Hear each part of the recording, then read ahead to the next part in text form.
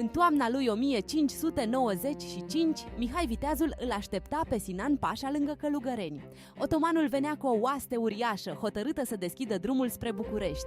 Mihai nu avea avantajul numărului, dar cunoștea fiecare mlaștină și fiecare trecătoare. A ales terenul ca pe o armă, obligând inamicul să înainteze încet și greoi. Când turcii s-au apropiat, focul artileriei și atacurile surpriză au rupt ritmul înaintării. Legenda spune că Mihai a condus personal contraatacul, păstrând ordinea printre oamenii săi. Lupta a fost crâncenă, iar mlaștina a devenit un aliat tăcut al apărătorilor. În cele din urmă, Sinan Pașa a fost nevoit să oprească înaintarea spre capitală. Victoria nu a încheiat războiul, dar a arătat Europei că țara românească rezista. Călugăreni a rămas momentul când curajul, terenul și disciplina au schimbat cursul campaniei.